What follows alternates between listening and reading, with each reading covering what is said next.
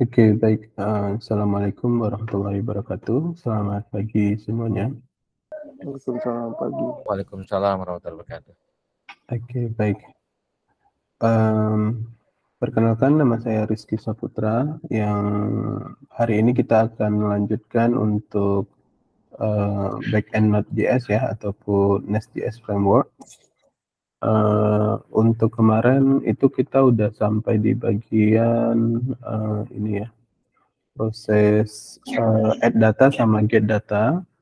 Jadi kalau kita running kemarin itu dia udah bisa sampai ini ya, udah bisa sampai di sini. Kita coba running lagi. Oke. Ini dia kosong karena di sini kita pakainya adalah DTO ya. Jadi kalau DTO itu dia semacam penyimpanan sementara. Jadi dia hanya menyimpan saat kita jalankan, tapi kalau nanti kita restart nanti dia akan hilang kembali datanya. Jadi kita coba get. Oke, ini udah ada datanya 2. Oke. Untuk hari ini kita akan melanjutkan proses yang itu. Jadi nanti kita akan melanjutin proses update, kemudian delete, kemudian get data by ID, kemudian targetnya sebenarnya juga sampai kepada authentication ya. Tapi nanti kita coba lihat kalau misalnya waktunya kurang, nanti untuk yang materi selanjutnya nanti saya rekamkan aja, nanti saya kirimkan video recordingnya. Oke, jadi untuk di hari kedua ini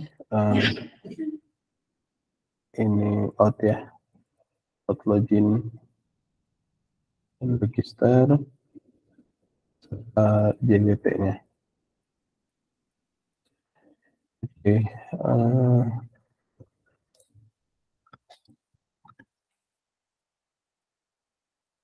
Oke, sebelum masuk ke materi yang ini, saya menyampaikan sedikit tentang beberapa database yang bisa juga kita gunakan dengan Node.js ini ya, ataupun dengan Nest.js ini.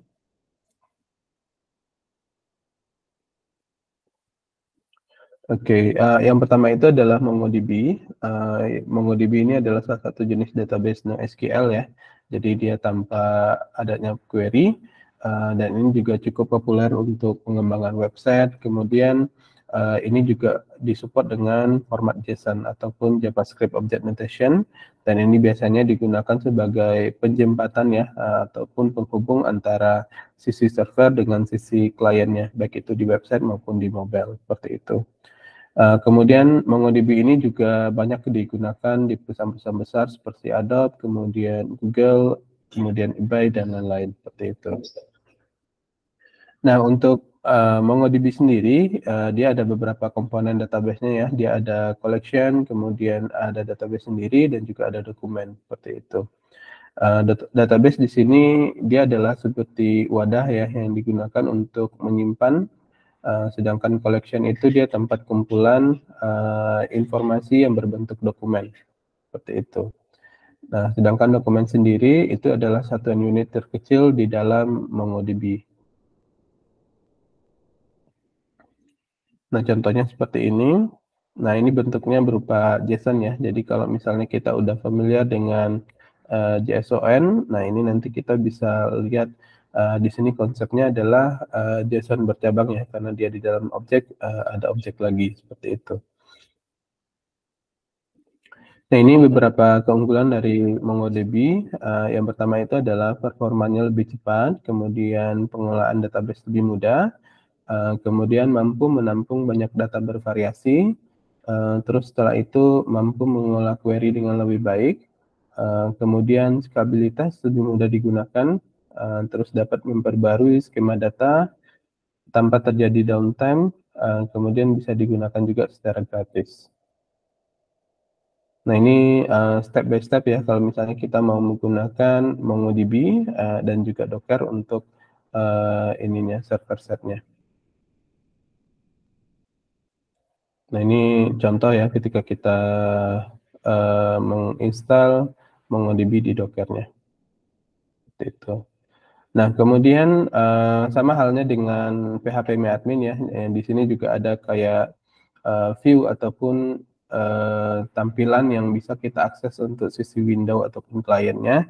Jadi untuk MongoDB sendiri kita bisa menggunakan RoboMongo ya atau Robo 3T seperti itu.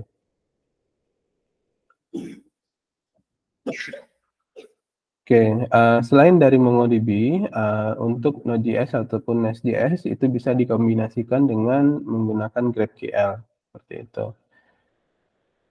Nah, apa itu GraphQL? GraphQL itu adalah bahasa yang digunakan untuk query. Sebagian bilang GraphQL bisa menjadi pengganti REST API, tetapi prakteknya GraphQL sering digunakan bersamaan dengan REST API dan bahkan saling melengkapi. Kemudian GraphQL juga seperti bahasa untuk query database, tetapi sebenarnya GraphQL tidak tahu cara query database karena konsepnya sangat berbeda dengan ORM seperti itu. Kemudian kita di sini melihat perbedaan dari GraphQL dengan REST API biasa ya. Nah, di sini kita bisa melihat perbedaan REST API. Di sini kita banyak menggunakan HTTP, kemudian GET, kemudian POST, kemudian PUT, kemudian DELETE ya.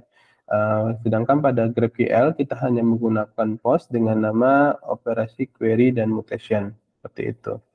Jadi kita bisa lihat di tabelnya ini perbedaan antara REST API dengan GraphQL. Jadi di sini kalau kita untuk fetch data untuk REST API itu menggunakan GET, sedangkan untuk GraphQL dia menggunakan query. Terus untuk add atau insert data dan update-nya itu bisa menggunakan POST ataupun PUT, sedangkan untuk GraphQL dia sama-sama menggunakan mutation seperti itu.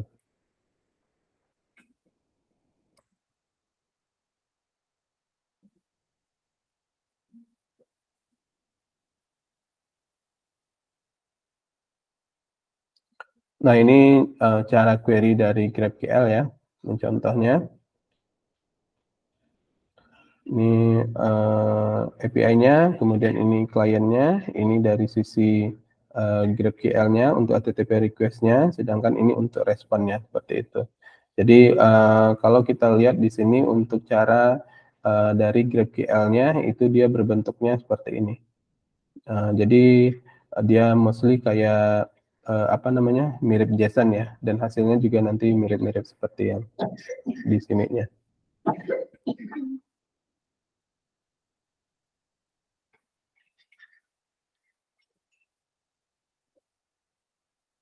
Sedangkan untuk Get API, biasanya kan kita nggak ada query di sini ya, tapi di sini itu dia langsung responnya saja, seperti itu.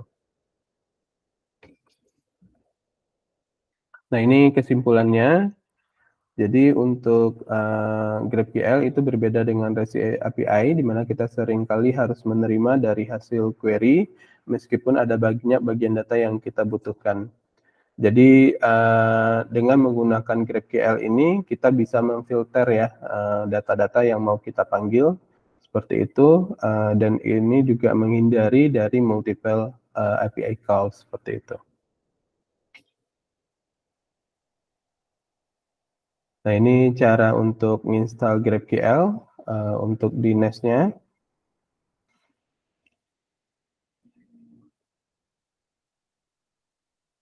Kemudian nanti untuk GraphQL ini kita akan menggunakan tab ORM ya. Jadi nanti kita akan install juga tab ORM-nya seperti itu. Ini kalau kita menggunakan untuk GraphQL. Nah, kemudian untuk outbound validation, jadi nanti kita akan membutuhkan beberapa file ya. Jadi kita akan generate modul, kemudian kita generate service, kemudian kita generate controller. Jadi CO ini adalah controller ya.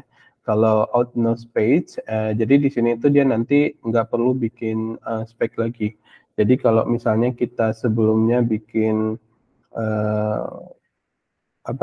bikin controller yang dia langsung get KO gitu aja, tanpa ada no space belakangnya, jadi nanti dia akan generate ada dua file yang ini satu sama ini satu. Jadi karena ini nanti tidak kita otak-atik juga, jadi kita bisa menggunakan perintah yang no spec ts. Jadi nanti file ini nggak akan dia generate seperti itu.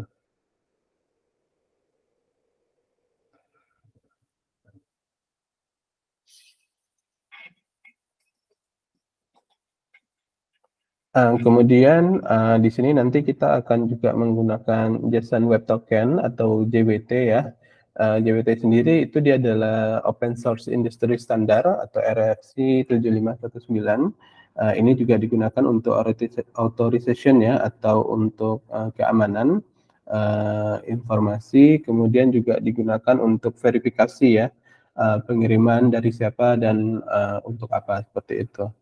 Kemudian send by the issuer, jadi nanti dia ada secret ataupun key yang digunakan ya, jadi nanti ataupun token yang kita gunakan seperti itu. Nah, ini adalah JWT struktur, jadi nanti ketika kita menggunakan JWT, itu dia akan berformat seperti ini ya. Jadi dia ada 3 kategori di sini. Nah, yang merah ini disebut dengan header, yakni dia berisi metadata tentang token, kemudian tipe, kemudian hashing, algoritma, dan lain-lain. Nah, sedangkan yang warna kedua ini dia disebut dengan claim ya, ataupun dia berisi claim. Itu adalah statement tentang entity, contohnya tentang user, kemudian additional data, dan lain-lain. Nah, sedangkan yang ketiga ini dia berisi hasil ya dari encode header dan juga encode dari payloadnya, seperti itu. Nah, ini contoh ya, contoh di sini user John Doe, kemudian dia login untuk application. Di sini dia menggunakan token authorization ya. Jadi dia nanti ketika dia masukkan yang ini, nanti hasilnya akan seperti ini. Gitu. Jadi dia udah di-generate sama JWT-nya, nanti bentuknya akan seperti ini.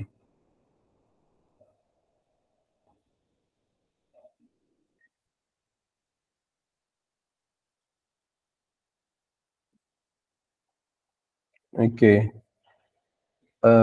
Selanjutnya di sini yang kita bahas juga ya, yang bisa kita gunakan nantinya juga di Nest.js, itu ada namanya PostgreSQL.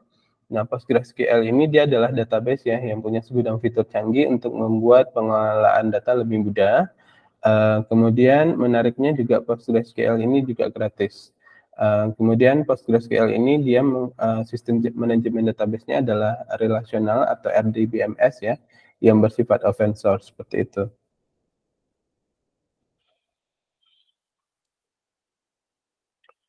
Nah, untuk PostgreSQL ini juga mendukung berbagai bahasa pemrograman seperti Net, kemudian C atau C++, kemudian C#, kemudian Delphi, Go, dan lain-lain seperti itu.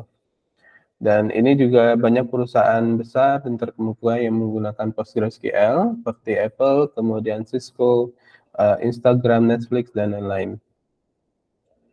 Nah, kemudian nanti di sini kita akan perlu, kalau misalnya kita menggunakan PostgreSQL ya untuk ke sisi servernya, nanti kita juga bisa menggunakan Docker ya untuk sisi servernya, seperti itu.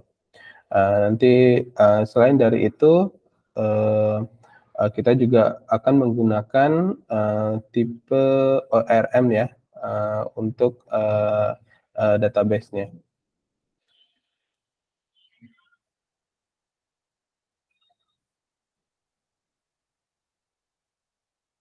Oke, tadi kita sempat menyinggung beberapa ORM ataupun tipe ORM ya. Nah, di sini kita akan membahas lebih lanjut tentang type ORM-nya sendiri.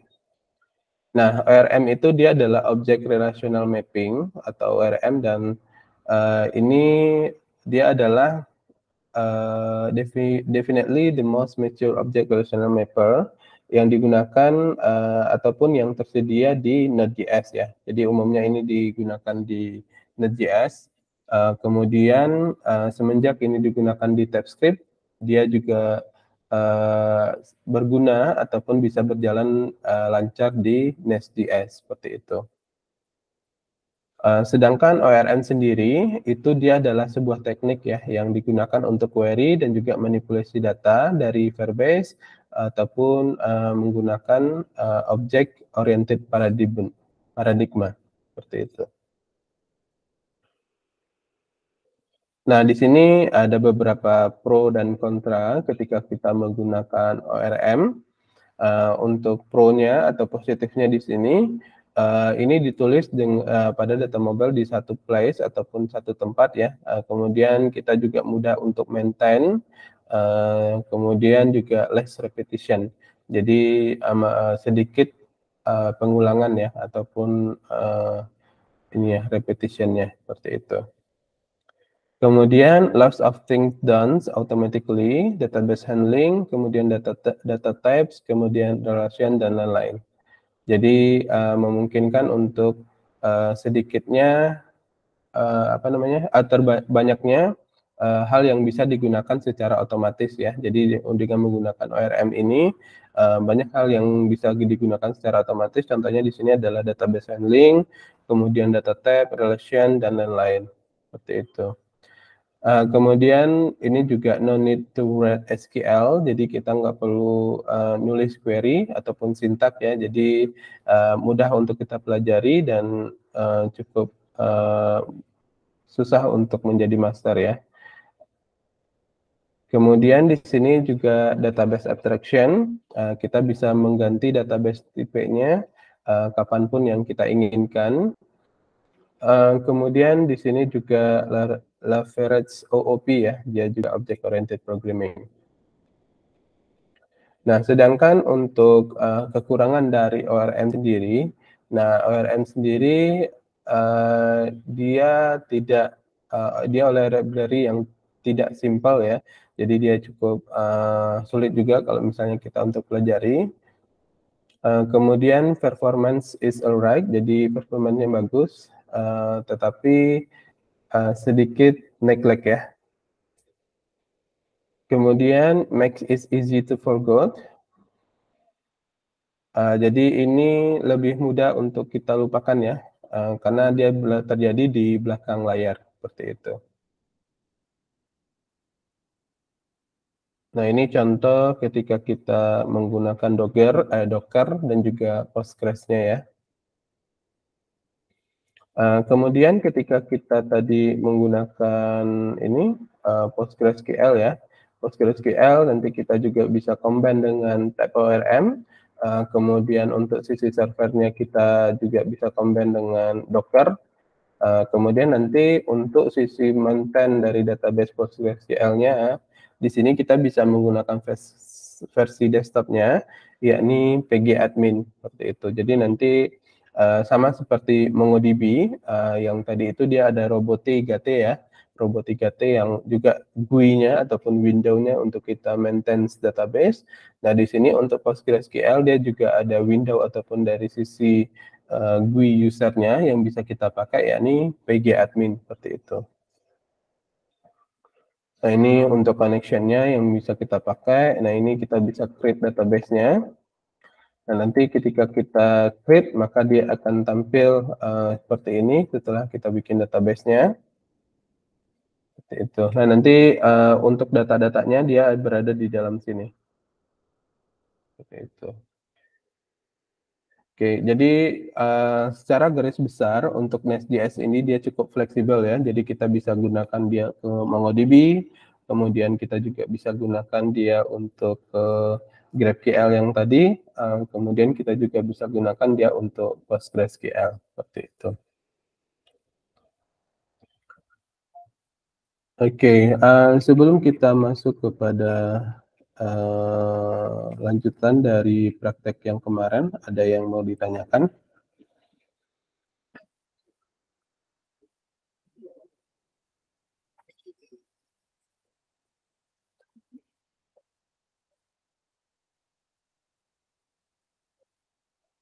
Nggak ada sih Mas. Aku nyimak aja ya, soalnya kemarin nggak ikut. Oke, siap. Siap. Mungkin Tapi udah. Kenapa Mas? Saya juga sama kemarin karena kurang sehat nggak ikut. Ini Oh, udah iya. mau tanya dari tadi, saya lihat Nest.js ini hubungannya sama dengan Postgres, kemudian MongoDB ya atau GraphQL. Nah, padahal kan ada database yang lebih populer ya. Maksudnya yang paling sering digunakan kayak Oracle sama MySQL atau MariaDB. Kira-kira seperti apa kalau dengan menggunakan dua jenis database yang tadi ya? Kalau yang pernah saya cobain ke MySQL dia juga bisa untuk yang Nest.js-nya ya. Tapi kalau ke Oracle belum pernah nyoba sih Mas. Tapi kayaknya dia bisa juga sih ke Nest.js-nya. Dari Nest.js ke Oracle maksudnya. Siap. Makasih udah. Ya, sama-sama. Boleh saya nanya satu lagi udah? Oh iya boleh, silakan. Ya, kalau kita kan kalau framework untuk Node.js ini kan selain Nest.js ini yang cukup populer banget adalah Express.js ya. Nah, apa reason utama kita memilih Nest.js dibanding Express.js gitu loh? Oke. Sebenarnya Nest.js ini dia pengembangan dari Express.js sih Mas. Jadi kalau kita lihat dari dari Nest.js sendiri itu dia di dalamnya juga ada Express.js gitu. Jadi ini tuh lebih kepada pengembangan sih dari yang sebelumnya. Jadi nanti kita bisa lihat di sini ya. Kemudian apa tadi satu lagi pertanyaannya? Selain dari Express.js tadi Mas? Oh iya, itu aja tadi. Jadi ya perbandingan antara Nest.js sama Express.js aja tadi. Oke. Ya, itu tadi. Kalau Nest.js ini dia sebenarnya pengembangan sih dari Express.js-nya seperti itu. Jadi dia di dalam sini juga ada bagian dari Express.js-nya seperti itu.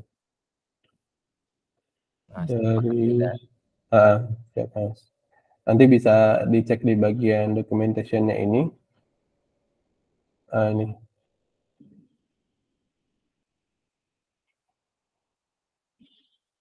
Kemarin saya ada sempat baca sih di bagian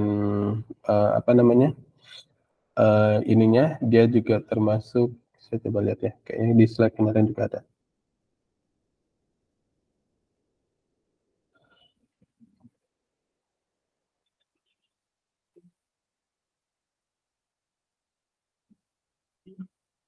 Ini. Dia juga mirip dengan yang ada di Express.js ya. Kemudian di sini bisa dikonfigurasi dengan cepat seperti itu. Kasih udah. Ya, sama-sama Mas. Oke, kita lanjutin ya.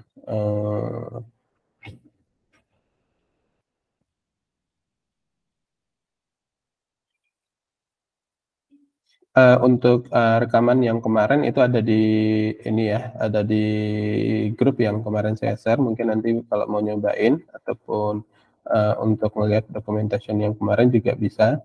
Jadi nanti projectnya ada di sini. Nanti kita akan lanjutkan yang ini. Oke, kita coba buka dulu. Oke, mungkin saya jelasin sejarah singkat aja ya untuk yang kemarin. Jadi untuk yang kemarin itu kita udah sampai di proses yang tadi, jadi dia ada proses get sama proses insert ya. Jadi untuk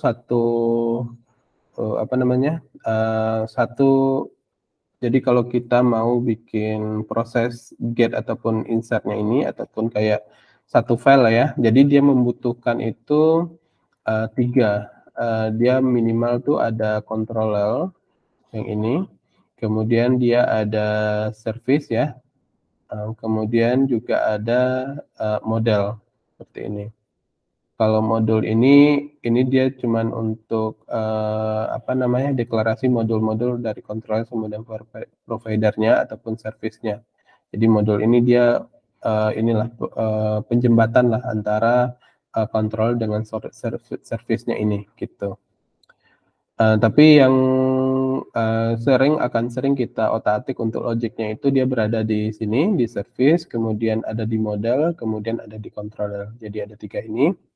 Nah, untuk model sendiri ini berfungsi dia untuk penampung data ataupun penampung variabel. Jadi apapun variabel yang akan kita gunakan, kita deklarasikan di sini. Jadi kayak misalnya ID, kemudian title, description, kemudian status ya. Kemudian di sini kita juga bisa bikin enum. Jadi kayak misalnya cuma pilihannya ada 3, honorer, ASN, sama pensiun seperti ini. Nah, kemudian untuk service-nya sendiri, ini tuh dia berfungsi sebagai query lah ya, ataupun ya semacam query lah. Jadi metode yang kita gunakan untuk pemanggilan data ataupun untuk insert data seperti itu. Jadi kalau untuk get data, kita tinggal apa namanya, kita deklarasi dulu di atas sini ya, pegawai. Ini dia tuh model ya, dari model di sini nanti kita jadikan dia array. Kemudian ketika kita get data, nanti semua yang ada di sini tuh dia return datanya ke pegawai seperti itu. Nah, kemudian di sini untuk logiknya, ini untuk proses add datanya ya. Jadi nanti yang kita butuhkan fieldnya di sini ada 2, ada title kemudian description. Jadi kalau kita lihat di sini itu dia ada 2, title sama description seperti itu. Nah, kemudian ini untuk yang di atasnya, yang di sini. Kemudian untuk proses insertnya ada di dalam sini. Gitu. Kemudian kalau misalnya proses insert ini berhasil, nanti dia akan nge-push ke pegawainya atau ke modelnya seperti itu. Kemudian ini untuk yang service ya. Kemudian untuk kontrolernya, nah kontrolnya di sini tuh dia berfungsi untuk memanggil si service-nya tadi gitu. Jadi kalau misalnya di sini ini kita menggunakan decoration ya ataupun dekorator ataupun di sini kayak method lah ya, kayak post, kemudian get, kemudian delete dan lain-lain seperti itu.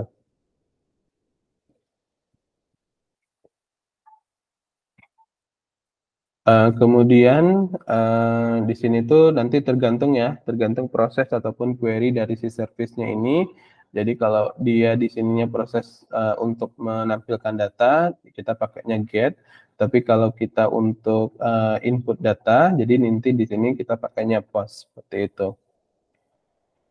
Nah, kemudian untuk kemana kita simpan datanya ini kita gunakan yakni namanya DTO ya, ataupun data transfer object. Nah, data transfer object ini sebenarnya dia udah ada di dalam Nest.js-nya ini. Jadi kalau misalnya kita ibaratkan dengan database, maka DTO ini dia sama kayak SQLite lah ya, ataupun penyimpanan lokal seperti itu. Nah, untuk membuat kelas DTO-nya ini kita cukup pakai extension .dto.ts seperti itu. Nah, nanti di sini kita tinggal bikin variabelnya, misalnya kita cuma menampung 2 data ini, title, kemudian description, seperti ini. Kemudian nanti di sininya kita tambahkan ya. Kita panggil di sininya, untuk bagian body-nya itu dia adalah DTO-nya, kemudian nanti return-nya itu ke create pegawai yang tadi. Jadi kalau kita klik di sini, dia akan mengarah seperti ini. Seperti itu.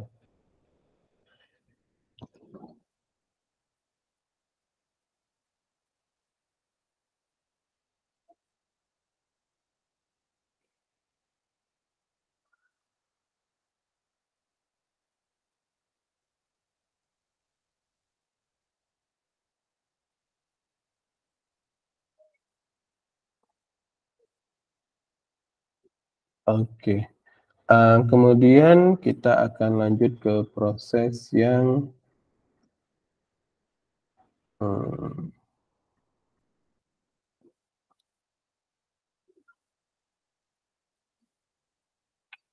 oke. Kita akan melakukan validation field ya. Validation field-nya ini nanti berguna kalau misalnya ininya kosong ataupun nanti ketika kita mau get detailnya tapi detailnya nggak ada, jadi nanti kita bisa validasinya di situ.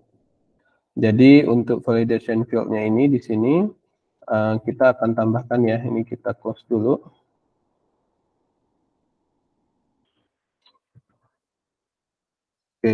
Di sini kita akan menggunakan metode yang ini, npm, kemudian save ya. Ini npm, kemudian save. Nah, ini kita copy dulu. Validator.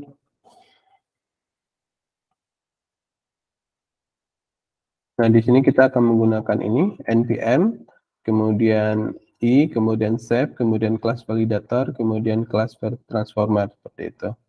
Nah, nanti di sininya setelah kita tambahkan ya, ini kita enter, maka dia akan ada proses instalasi ke projectnya ataupun penambahan package-nya. Nah, ketika ini sudah selesai, selanjutnya itu kita perlu tambahkan di bagian main.ts-nya ini. Nah, di bagian main.ts-nya ini kita perlu tambahkan untuk ininya.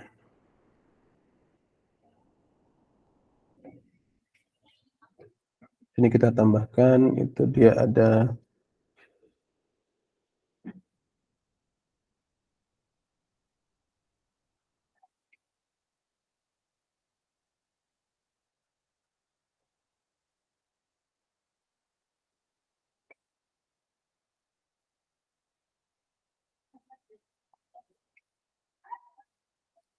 dia menggunakan app, kemudian use global feed ya, yang ini. Kemudian di sini kita tambahkan new validation path-nya seperti ini.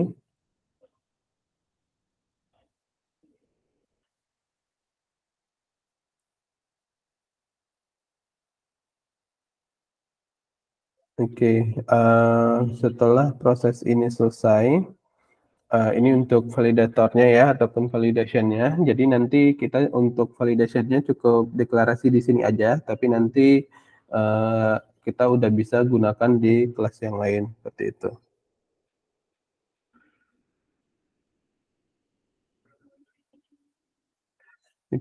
Karena kita nanti akan ada proses update sama get datanya, jadi nanti di sini kita perlu menambahkan TTO-nya terlebih dahulu.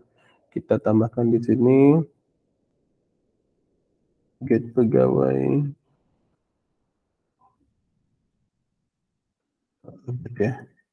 update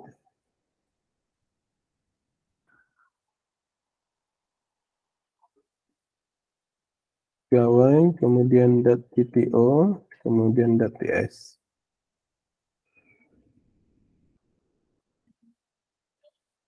Nah, di dalam sini kita bikin sebuah kelas DTO-nya, export, kemudian kelas, kemudian update pegawai,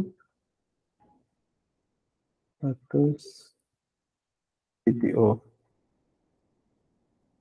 Nah, untuk penamaan kelasnya ini bebas ya, tergantung kepada kita sendiri.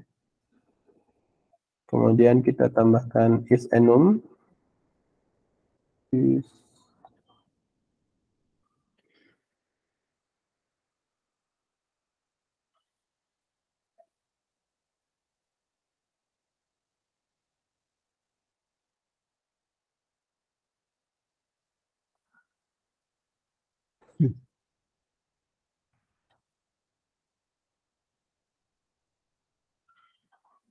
Nah, ininya belum kebaca. Kita coba impor ya.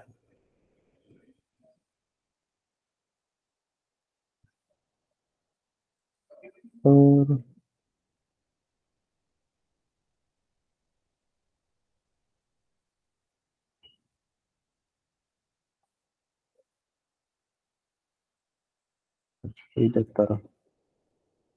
Ini dia baru kebaca. Kemudian di bawah sini kita tambahkan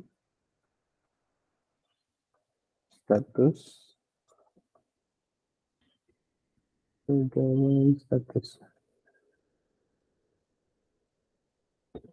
Ini kita udah tambahkan untuk yang update, jadi kita update-nya cuman di bagian statusnya ini aja. Jadi statusnya ini kan ada ASN, kemudian nanti kita bisa rubah statusnya ini menjadi misalnya enum yang tadi kita ada bikin enumnya. Di sini ada 3 ya, honorer, kemudian ASN sama pensiun, seperti itu.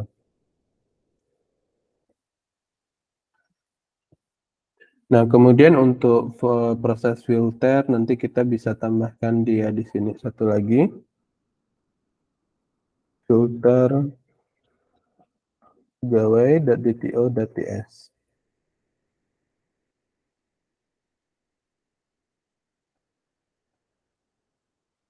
Kemudian di sini kita tambahkan ekspor filter pegawai DTO.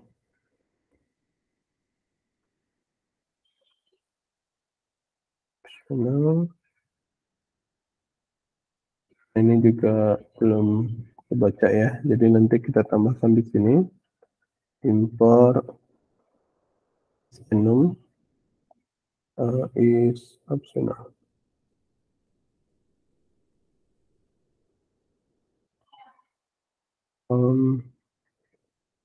Validator.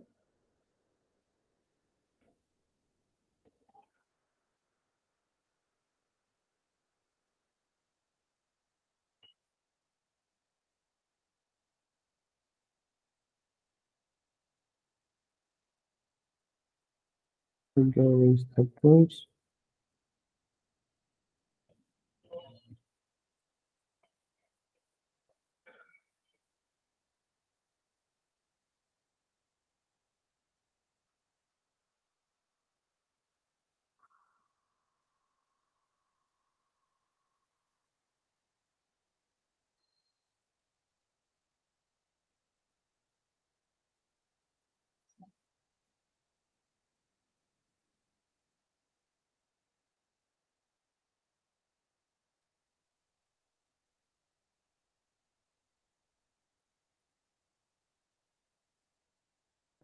I-nya gede ya.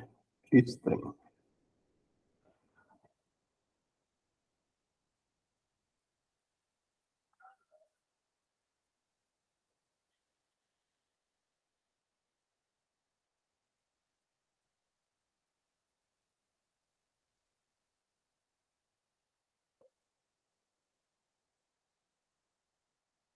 Oke, jadi untuk filternya nanti di sini kita juga nge-search ya ataupun nge-filter itu berdasarkan statusnya seperti itu.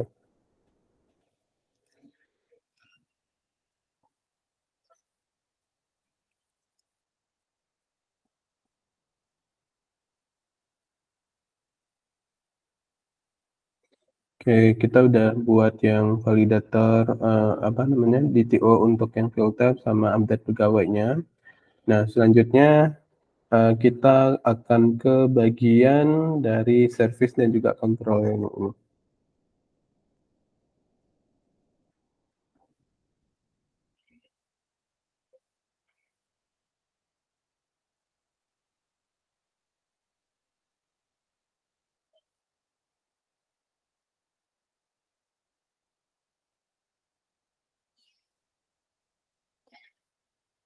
Oke, kita ke bagian pegawai service. Ini kita coba tutupnya di sini, oke.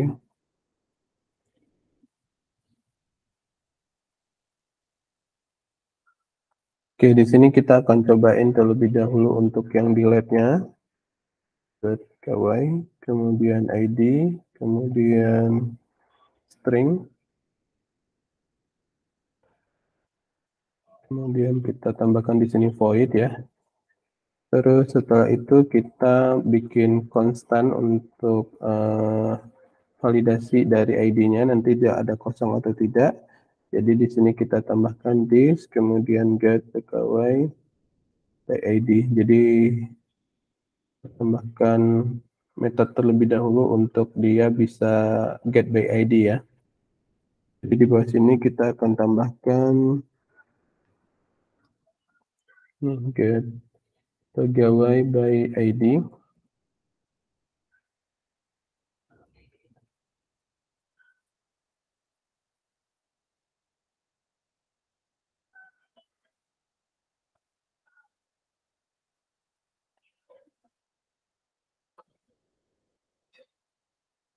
Kemudian kita tambahkan this, kemudian pegawai.find.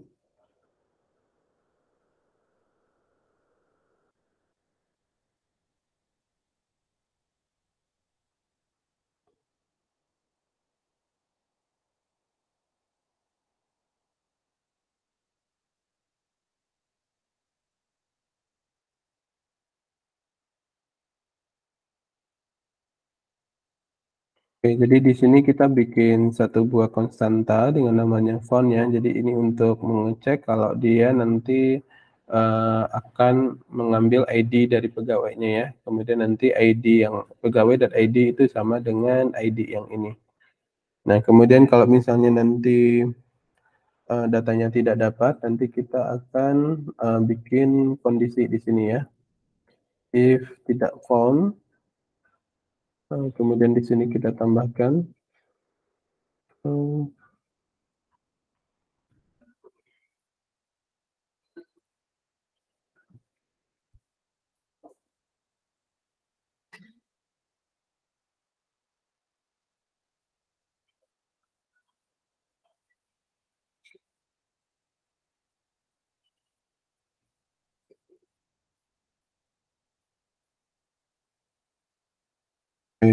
ini untuk proses get by ID-nya ya. Jadi nanti kita akan cek apakah dia datanya ada atau tidak ya. Kalau misalnya ada, nanti dia akan return ke found. Tapi kalau tidak, nanti dia akan muncul data tidak ditemukan seperti itu.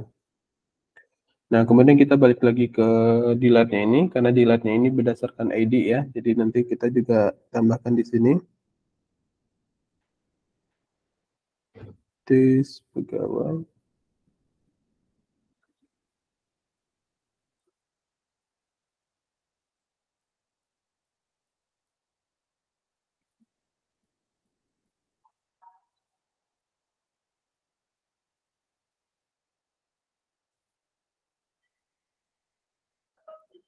Filter.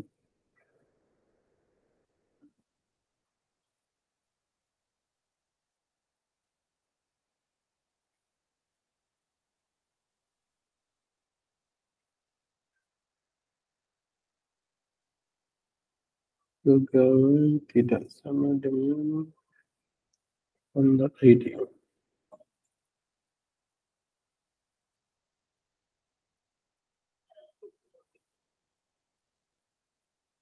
Oke, jadi untuk proses delete-nya di sini kita akan ini ya, kita bikin variabel font-nya dulu.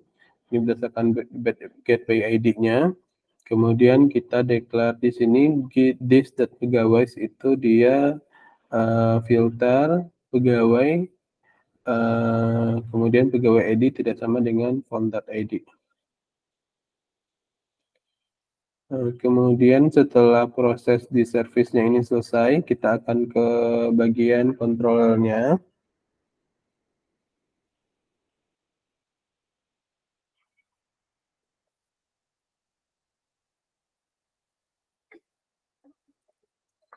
Nah, di sini kita tambahkan dekoratornya get ya. Yang pertama itu untuk get ID-nya terlebih dahulu.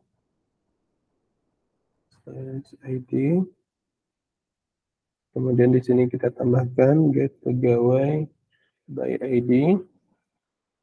Kemudian kita tambahkan params-nya ya. Paramnya di sini adalah ID.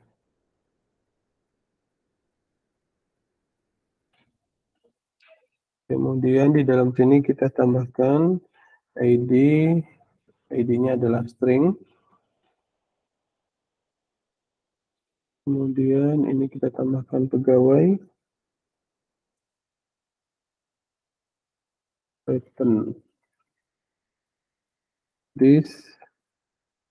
Kemudian pegawai service. Kemudian get pegawai by ID.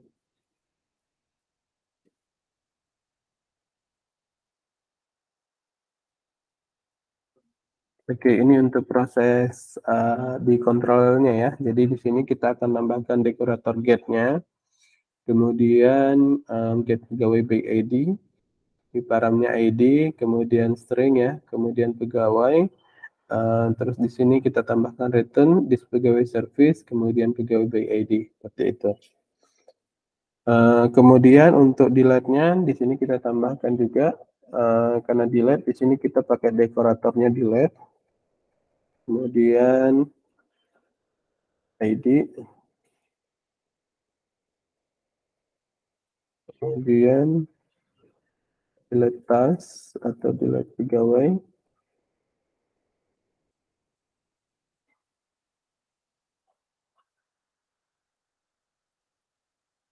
Ini kita tekan param, kemudian di sininya ID, kemudian ID,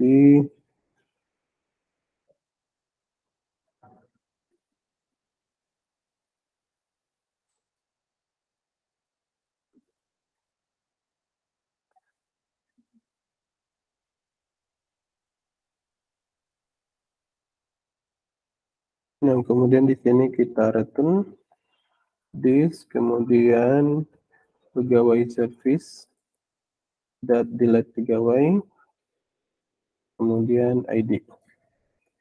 Seperti ini.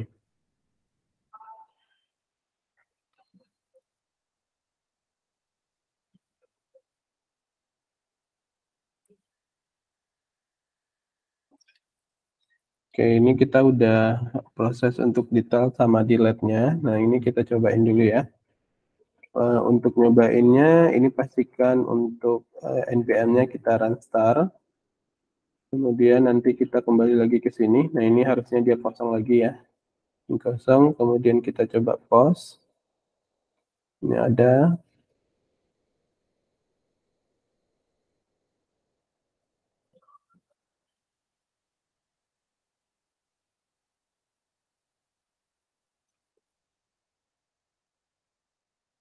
Oke, ini kalau kita cek di sini kita harusnya udah ada 1, 2, 3, 4 data ya.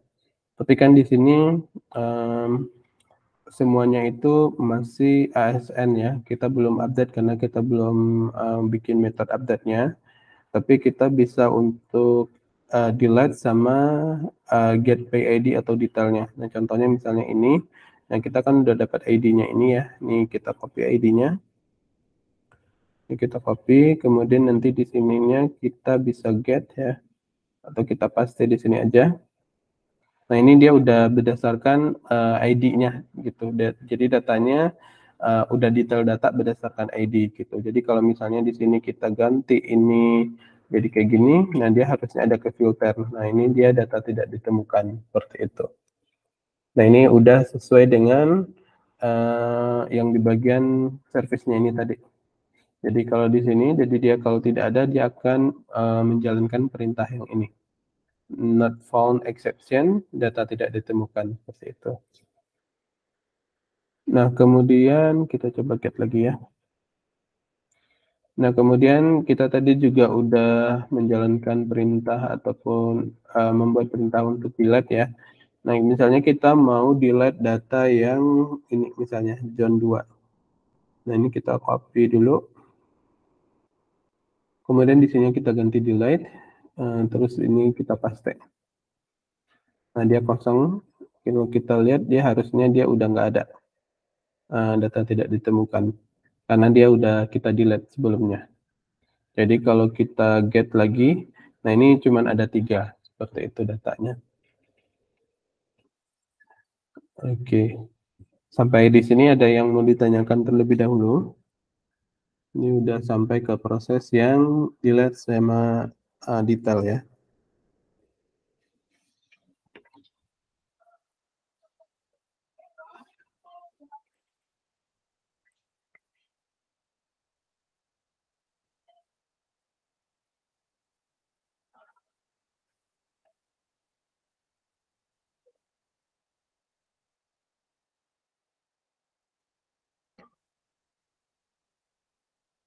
Dari aku nggak ada, Mas. Oh ya, oke, baik.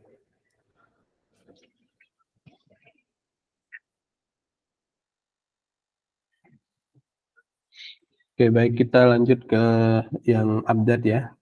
Nah, untuk update-nya prosesnya juga sama, yang kita otak-atik itu di bagian service sama kontrolnya aja. Jadi di bagian service-nya kita buat terlebih dahulu. Di sini kita bikin method namanya update pegawai ya. Kemudian di sini kita tambahkan ID string, kemudian status, ini string,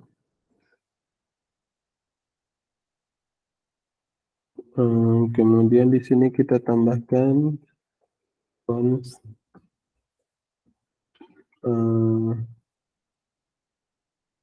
data sama dengan this get pegawai by ID, kemudian ID.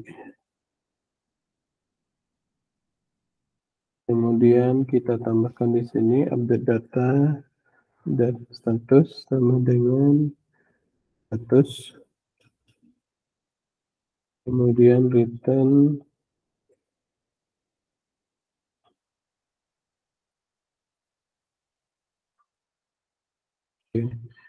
untuk di service-nya kita buat seperti ini, kita buat metode namanya update data, jadi nanti yang diupdate itu adalah ID, kemudian status, tapi ID-nya di sini cuman berfungsi untuk nge-get-nya aja ya. Get ID-nya, nanti setelah ID-nya dapat, nanti baru kita statusnya diupdate seperti itu. Kemudian setelah ini kita save terlebih dahulu. Kita kembali ke controllernya ini.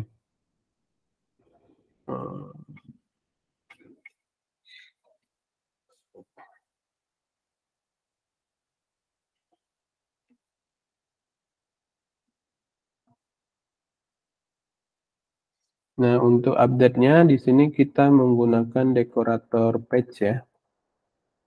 Page. Kemudian di sini kita tambahkan ID gini. Kemudian update pegawai.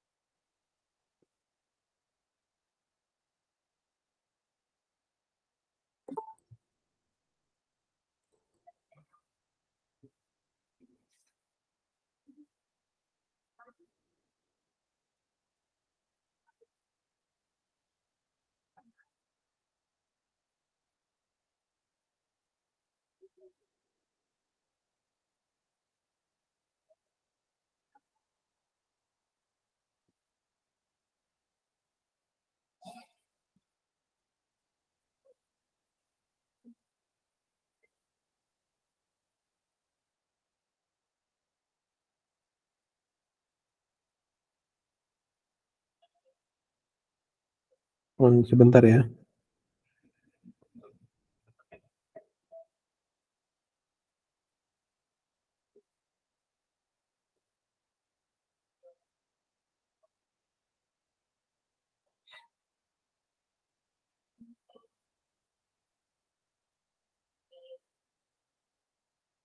Oke, kita lanjutkan lagi untuk update-nya.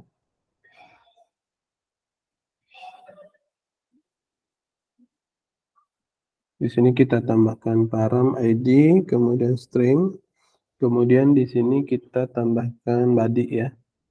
Body, karena nanti kita akan merubah di bagian statusnya. Kemudian di sini kita tambahkan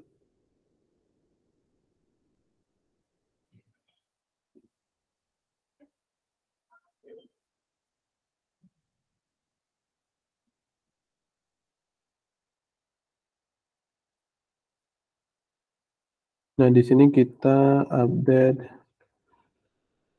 status DTO ya.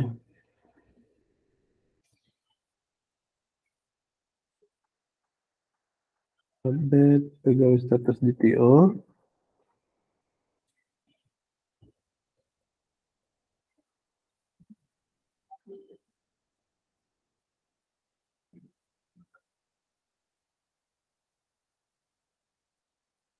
Di string.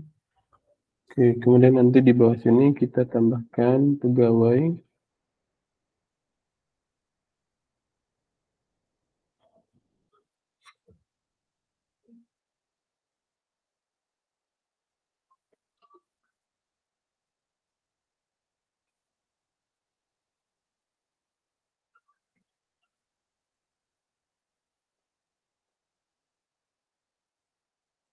Kemudian di sini kita return list, kemudian pegawai service, kemudian update pegawai, kemudian ID, kemudian status.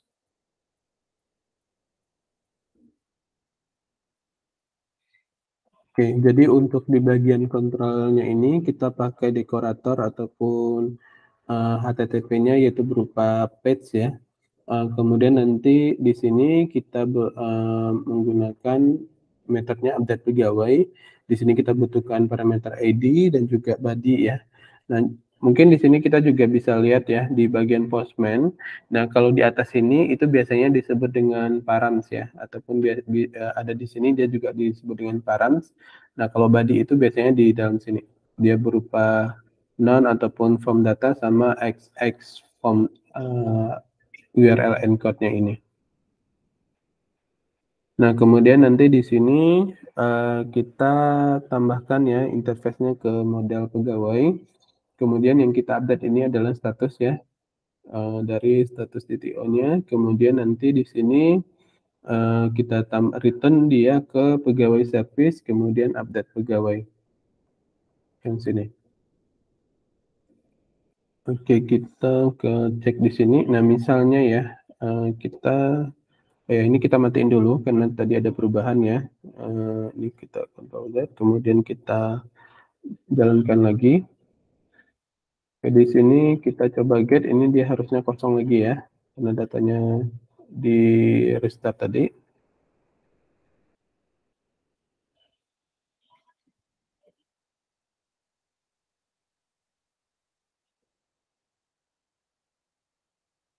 Oke, kita coba cek lagi. Nah, di sini kita udah punya 3 data lagi.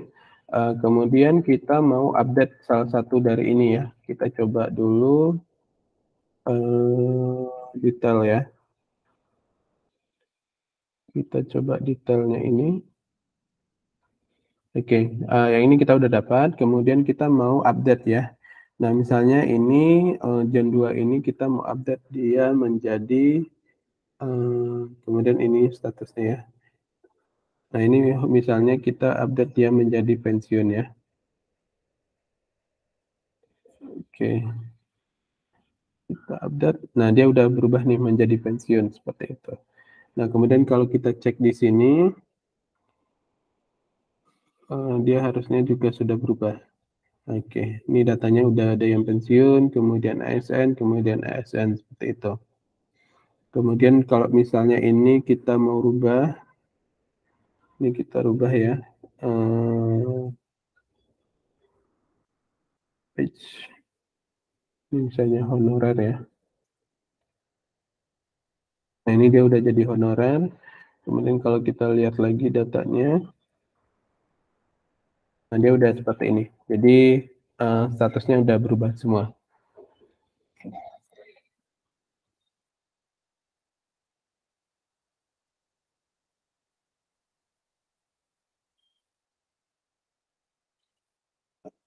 Oke,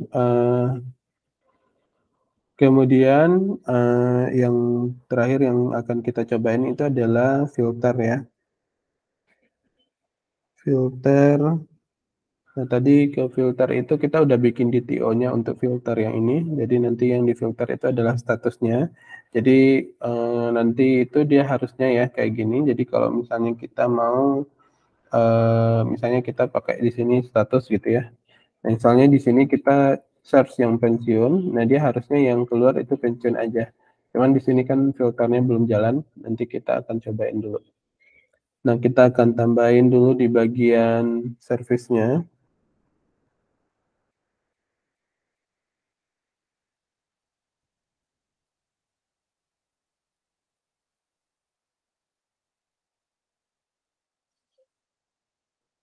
Nah, di sini kita tambahkan get pegawai filter, kemudian filter BTO.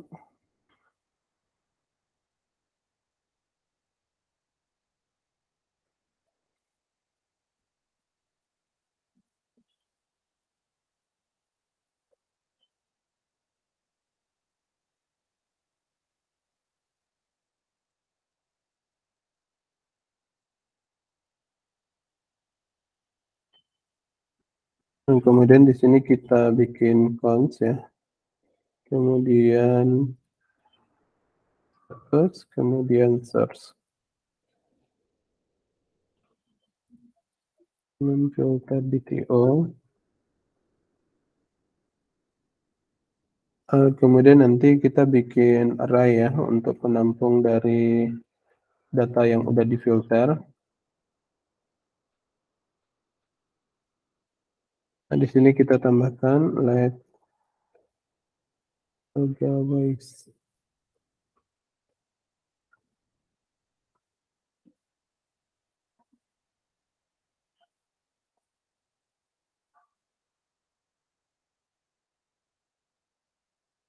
Nah, di sini kita tambahkan cek kondisi ya.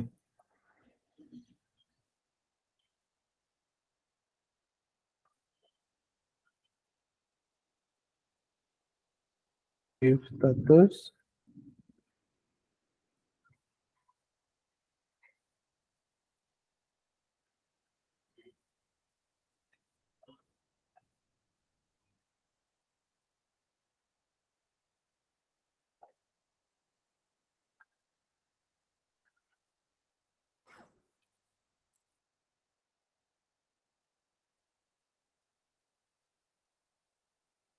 Pegawai, kemudian pegawai status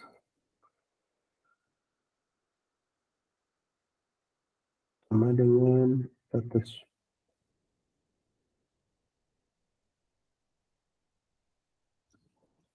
Nah, kemudian nanti di bawah sini kita tambahkan ini cek untuk apps ya.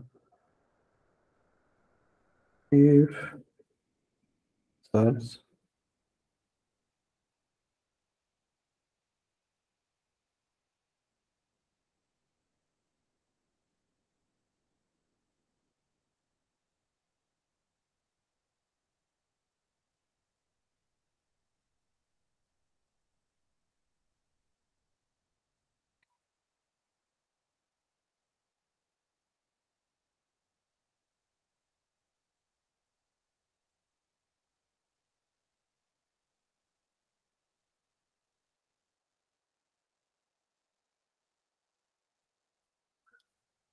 kemudian dalam sini kita tambahkan if pegawai dot title include ya, include source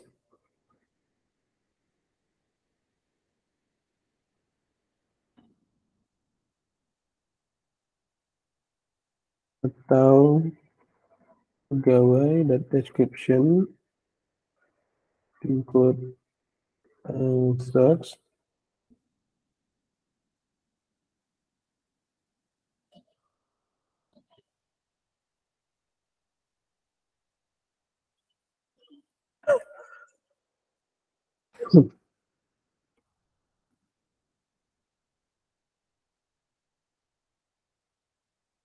sebetulnya true. Kemudian setelah itu di sini kita tambahkan return.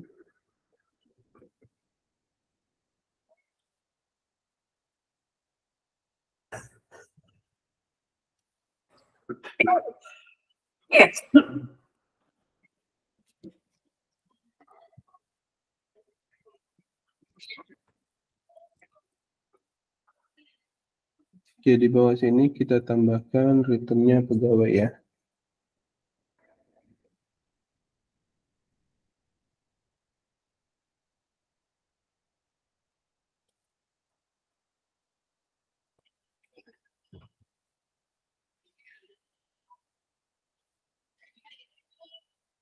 Oke, di sini nanti dia akan memfilter status sama source-nya. Dia akan cek terlebih dahulu untuk status sama source-nya. Kemudian setelah itu kita ke bagian controller-nya.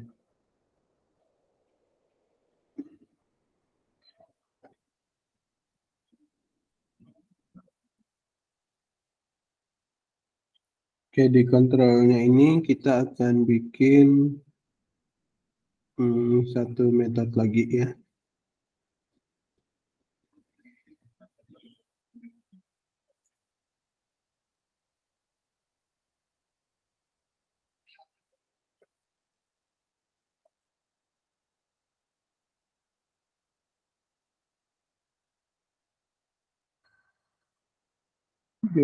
Pegawai, kemudian kita tambahkan di sini query, kemudian filter DTO,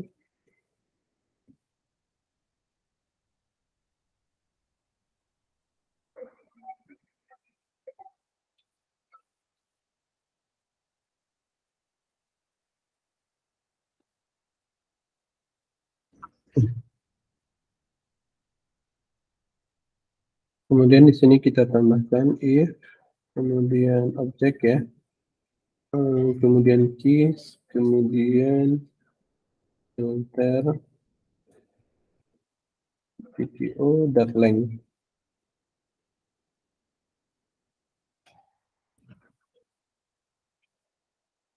Ini kita tambahkan return, kemudian this, kemudian pegawai service, kemudian get pegawai get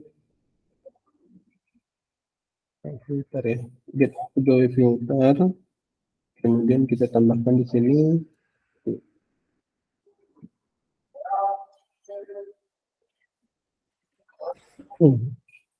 kemudian di sini kita tambahkan filter DTO.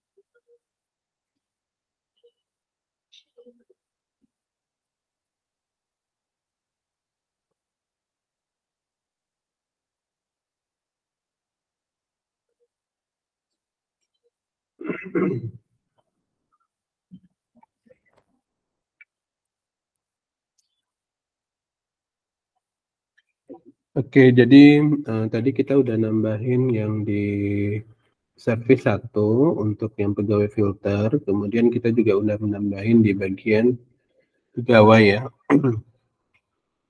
untuk filternya.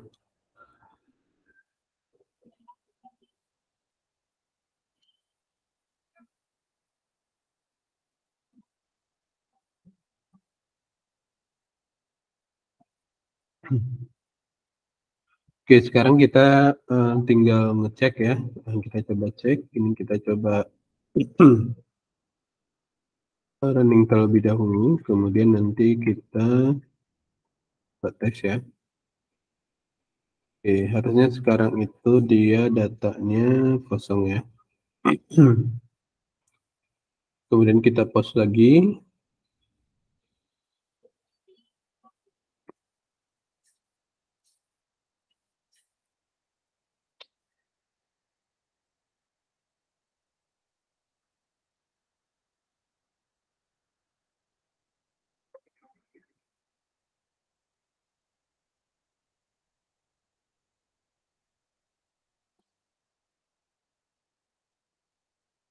Oke, kalau kita lihat di sini tuh udah ada 1, 2, 3, 4, 5 ya.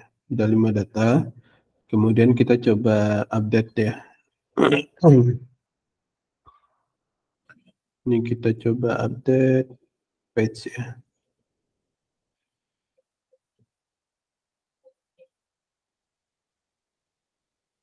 Ini udah jadi honorer. Kemudian kita coba filter satu lagi ya. Ini. Coba ini kita jadiin dia yang pensiun.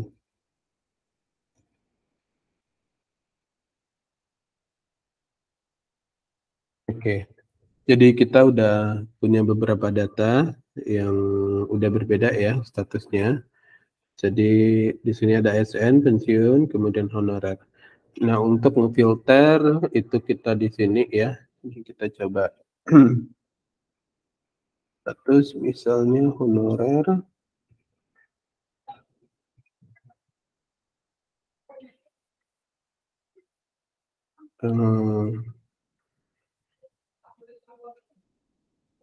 Kita coba cek di sini.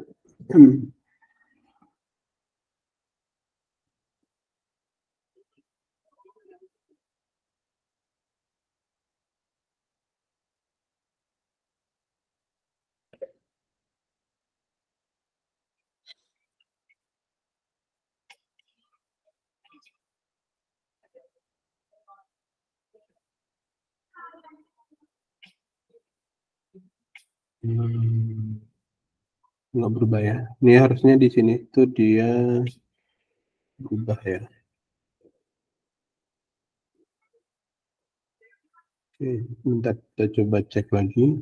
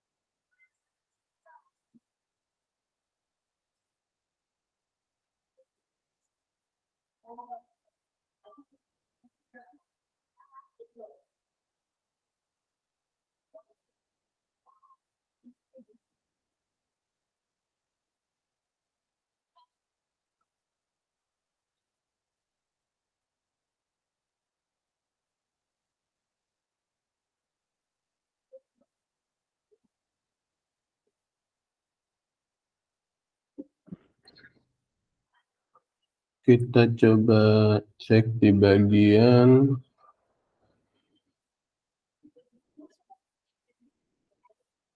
kita coba ke filter DTO.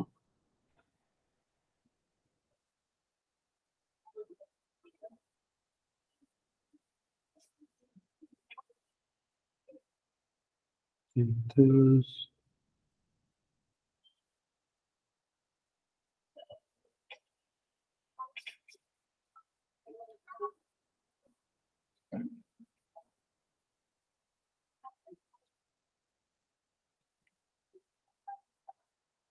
coba ininya kita matikan. Kemudian kita ke pegawai service.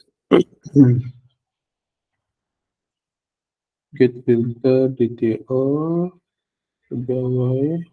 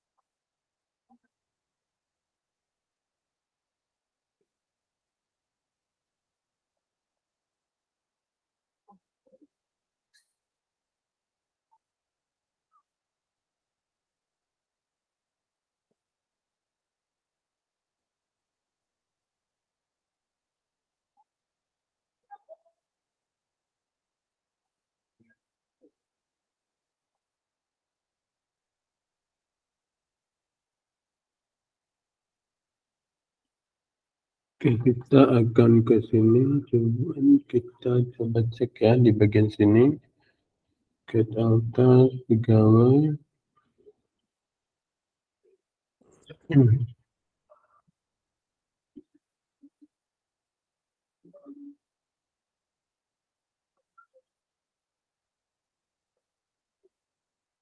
Get return, get altars.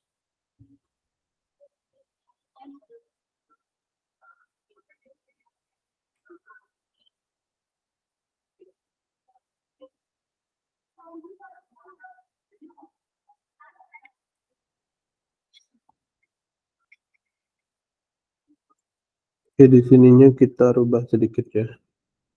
Ini pegawai.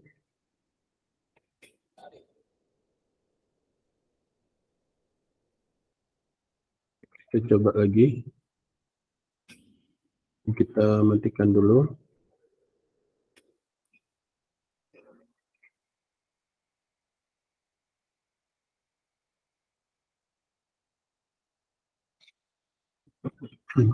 Ini datanya kosong, kemudian kita coba post.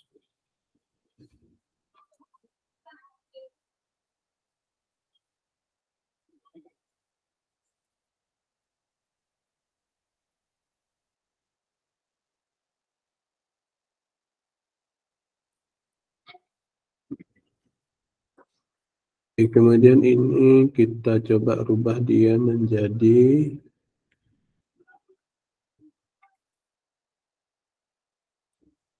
kemudian kita coba cek lagi.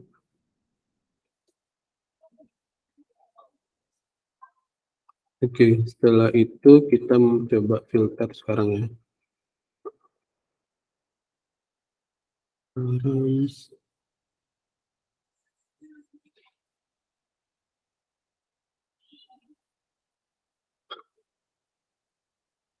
oke. Masih belum ya?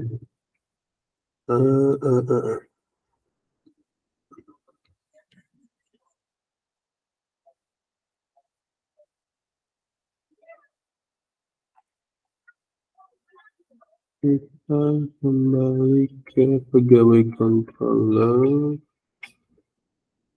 Kita pegawai.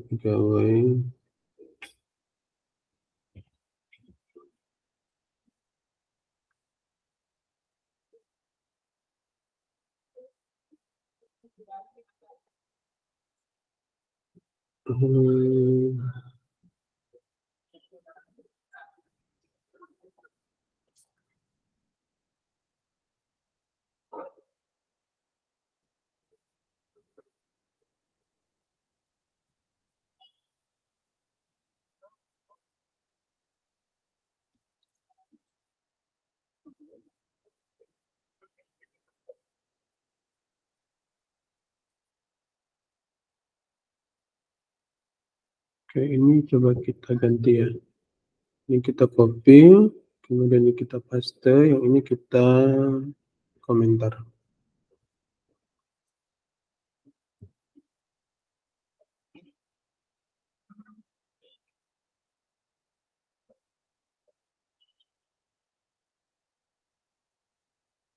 Oke, kita coba lagi.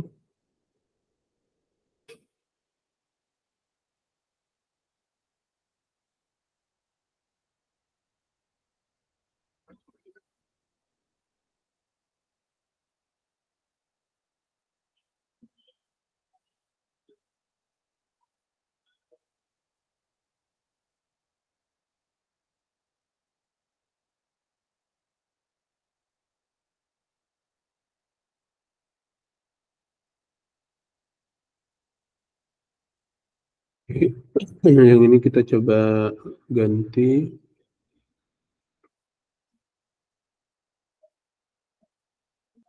Oke,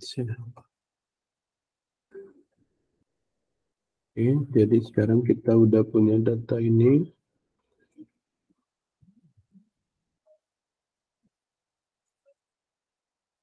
Kita coba subs yang pensiun ya. Param, kemudian oke. Ini dia baru keganti ya. Jadi filternya dia berdasarkan statusnya. Jadi kalau statusnya pensiun, ini cuma keluarnya 3. Tapi kalau kita nggak pakai filter, maka dia akan muncul semua seperti itu.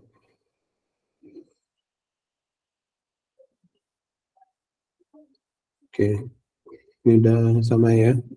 Jadi filternya di sini udah jalan, atau source-nya di sini udah jalan. Oke. Sampai di sini ada yang mau ditanyakan terlebih dahulu?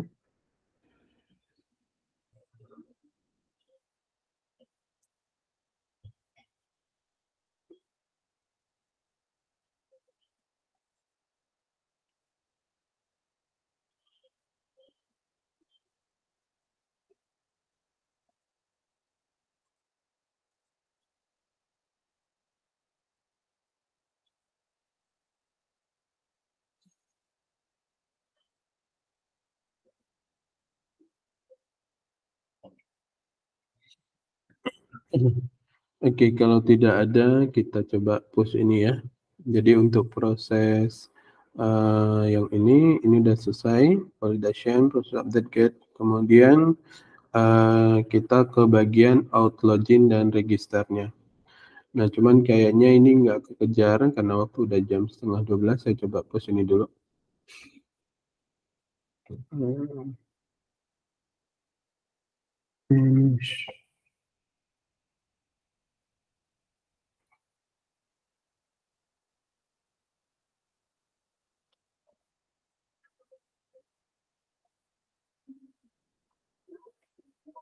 Oke, jadi nanti step selanjutnya di sini tuh kita akan buat yang ini. Mungkin kita coba bikin kelasnya dulu ya. Nah ini, nah nanti kita akan bikin out-nya, class out, kemudian service sama controllernya. Nah ini kita kembali ke sini dulu. Nah di sini kita akan tambahkan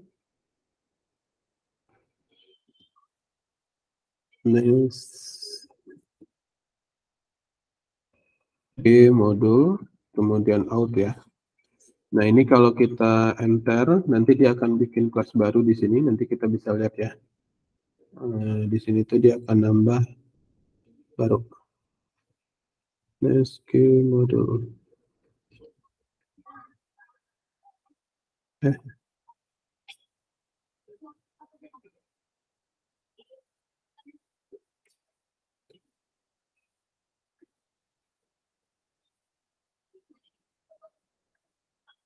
SQ service out.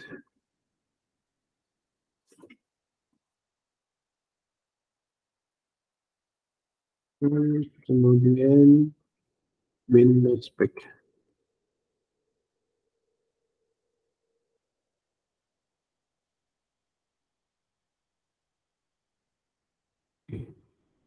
Di sini kok nggak ada nambah ya?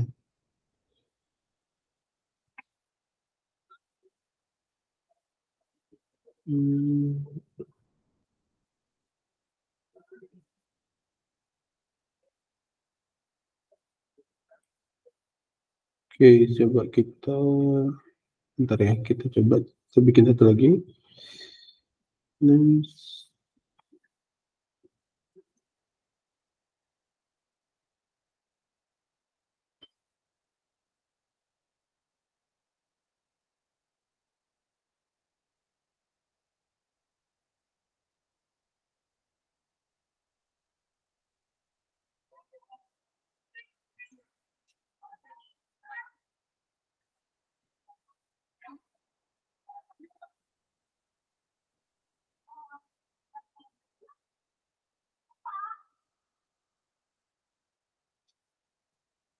Kayaknya dia nggak berhasil bikin kelasnya. Kita coba.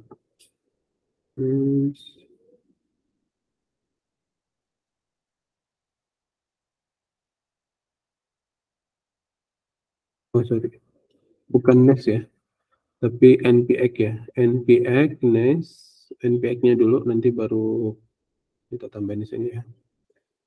NPX, kemudian NES. Oke, jadi kita bikin G service, kita bikin ininya dulu. G modul, kemudian out. Oke. Kita bisa lihat di sini, dia ada folder baru namanya out module. Kemudian kita akan tambahkan lagi G service ya, G service.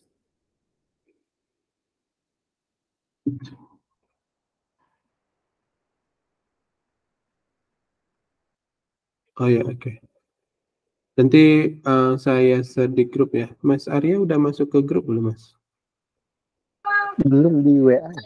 Oh, belum. Juga, aku cek sebenarnya. Oh, bentar ya. Siap.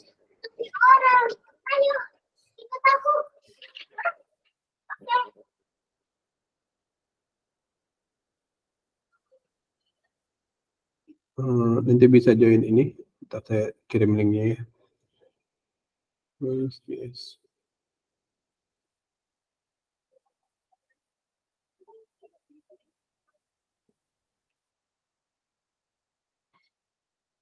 Ya, kemarin kayaknya di ini nggak ketemu nomor HP-nya yang didaftarkan. Jadi nggak bisa di-invite. Tapi masnya bisa login ya, bisa join nanti. Oke, kita lanjut ya. Tadi kita baru bikin modul, terus kita mau bikin service ya. Service out, kemudian di sini no spec ya, biar nggak bikin kelas yang ini, spec.ts-nya. Kita enter. Sorry.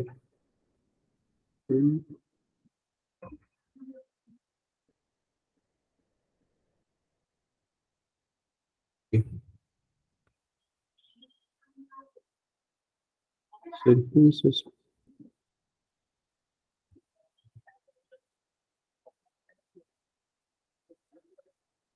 Kayaknya ini jadi salah.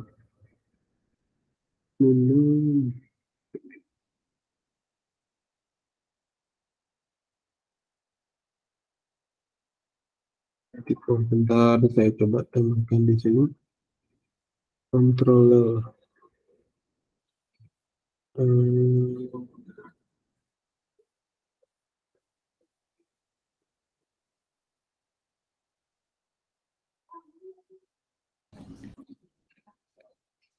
Depannya mungkin min no mungkin min no. Oh iya, coba ini.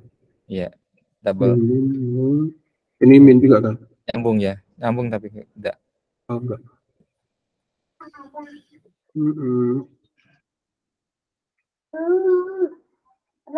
Oke, bisa ya.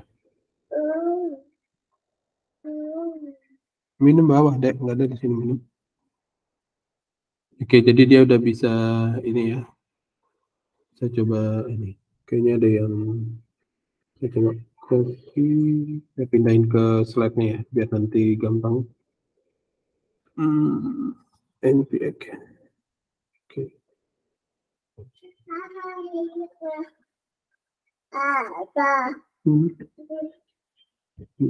Bentar, Dek. Oke, di sini terus yang terakhir di sini kita akan tambahkan yang kontrolernya. Kontrolnya di sini kita bisa ketik CO aja, npx nes go atau CO controller kemudian out min no spec. Jadi kita copy.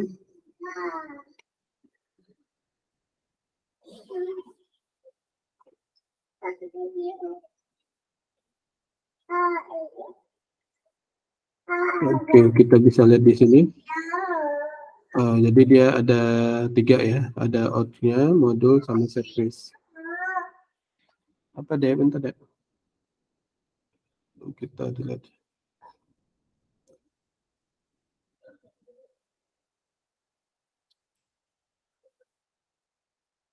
Oke, jadi nanti ini prosesnya yang untuk yang apa namanya ini juga cukup panjang ya, paling nanti saya kirimkan rekaman step by step-nya aja.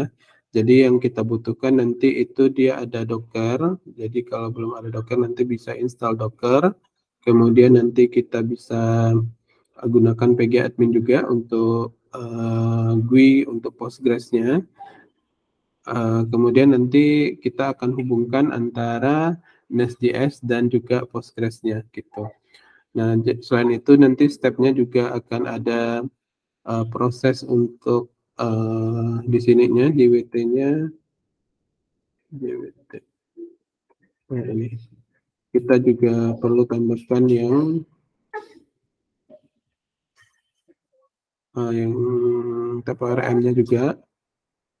Terus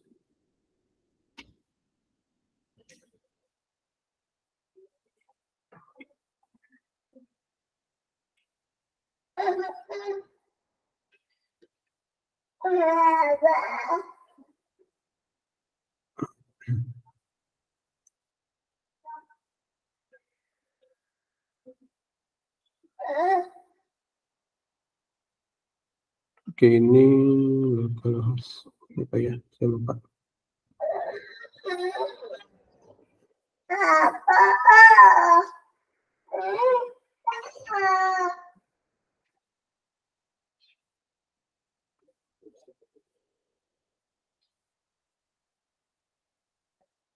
Oke, jadi nanti yang kita butuhkan itu, nanti itu ada pgadmin, ini untuk GUI dari Postgres-nya, kemudian nanti kita bisa tambahkan Docker ya, Docker juga.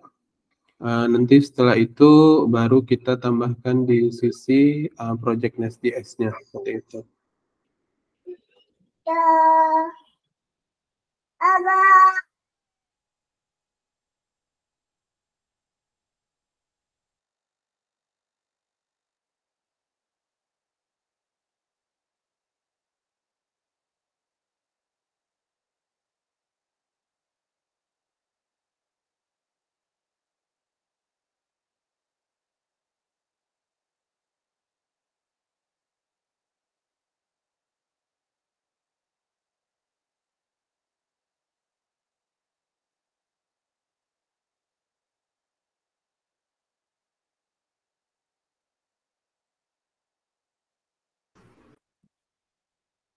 Jadi paling karena waktunya udah mau zuhur ya, jadi paling untuk di siang hari ini kita cukupkan sampai yang di out-nya ini.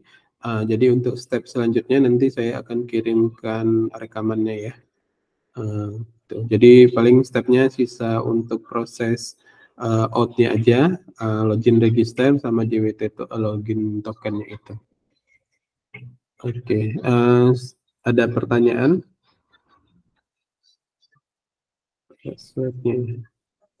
Dari saya cukup mungkin udah. Sama saya juga. Oke, baik. Udah, boleh request nggak nanti kalau ada event lagi udah? Oh ya boleh.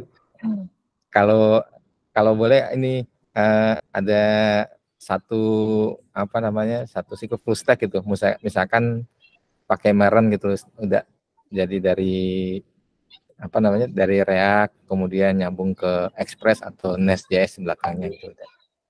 Oke, siap. Oke, Mas. Makasih udah. Ya, sama-sama. Oke, dari Mas Arya ada yang mau ditanyakan? Cukup, Mas. Cukup ya. Oke, baik. Baik, kalau tidak ada yang mau ditanyakan, kita cukupkan. Nanti untuk rekamannya saya kirimkan di grup ya. Mungkin Mas Arya boleh join grupnya ya di link yang tadi. Sudah join. Sudah ya. Oke. Ya. Oke, mungkin itu aja untuk di siang hari ini. Terima kasih. Assalamualaikum warahmatullahi wabarakatuh. Waalaikumsalam. Waalaikumsalam warahmatullahi wabarakatuh. Terima kasih. Terima kasih udah